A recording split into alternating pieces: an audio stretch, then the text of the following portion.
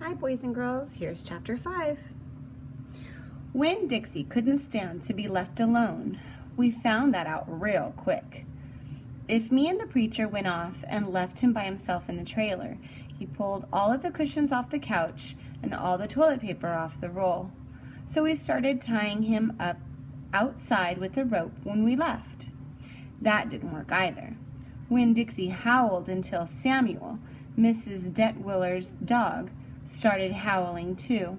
It was exactly the kind of noise that people in an all-adult trailer park did not want to hear. He just doesn't want to be left alone, I told the preacher. That's all. Let's take him with us. I could understand the way Winn Dixie felt. Getting left behind probably made his heart feel empty. After a while, the preacher gave in, and everywhere we went, we took Winn Dixie, even to church. The Open Arms Baptist Church of Naomi isn't a regular-looking church. The building used to be a Pick It Quick store, and when you walk in the front door, the first thing you see is the Pick It Quick motto. It's written on the floor in little tiny red tiles that make great big letters that say, "Pick, pick, pick, quick, quick, quick." The preacher tried painting over those tiles, but the letters won't stay covered up, and so the preacher has just given up and let them be.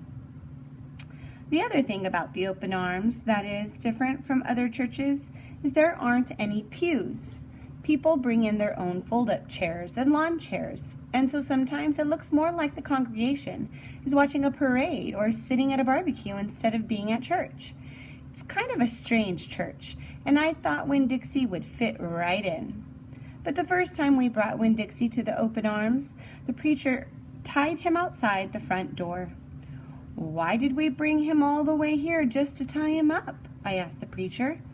"Because dogs don't belong in church, Opal," the preacher said. "That's why."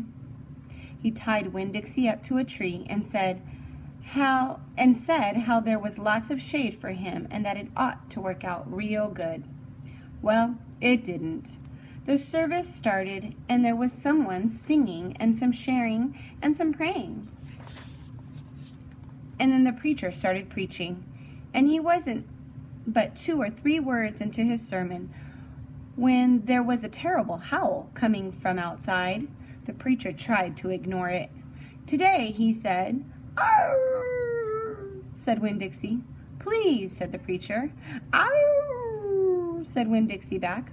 "Friends," said the preacher. "Arr!" wailed Winn Dixie. Everyone turned in their lawn chairs and fold-up chairs and looked at one another. "Opal," said the preacher. "Ow!" said Winn Dixie.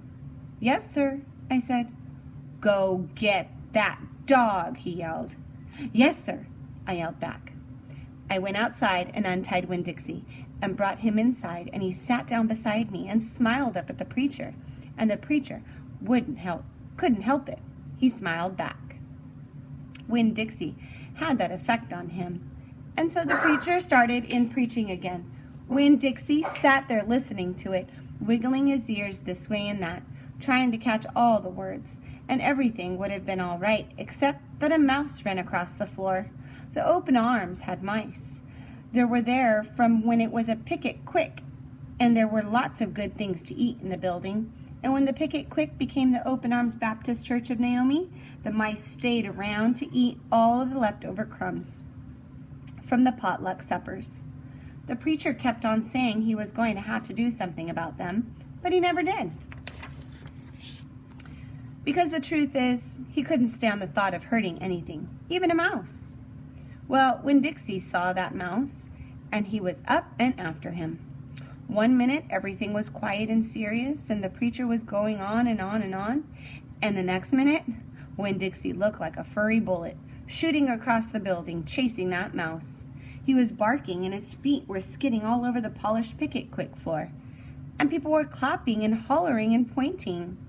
They really went wild when Winn Dixie actually caught the mouse. "I have never in my life seen a dog catch a mouse," said Mr. Nordley. She was sitting next to me. "He's a special dog," I told her.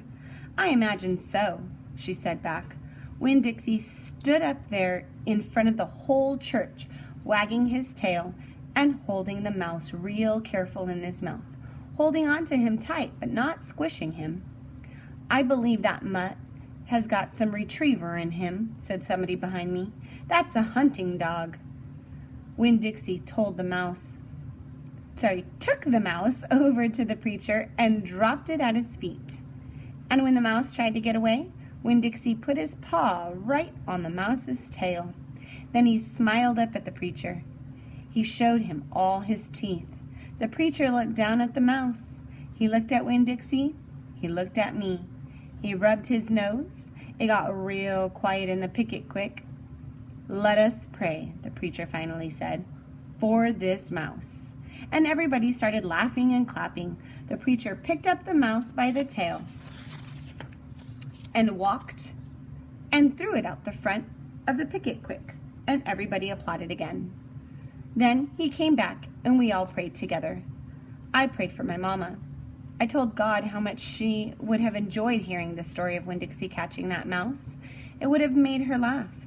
I asked God if maybe I could be the one to tell her that story someday. And then I talked to God about how I was lonely in Naomi because I didn't know that many kids, only the ones from church.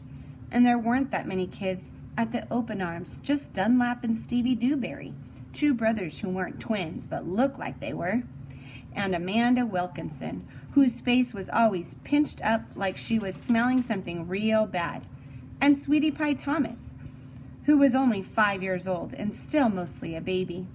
And none of them wanted to be my friend anyway, because they probably thought I'd tell on them to the preacher for every little thing they did wrong. And then they would get in trouble with God and their parents. So I told God that I was lonely, even having Winn Dixie. And finally, I prayed for the mouse, like the preacher suggested. I prayed that he didn't get hurt when he went flying out the door of the Open Arms Baptist Church of Naomi. I prayed that he landed on a nice soft patch of grass.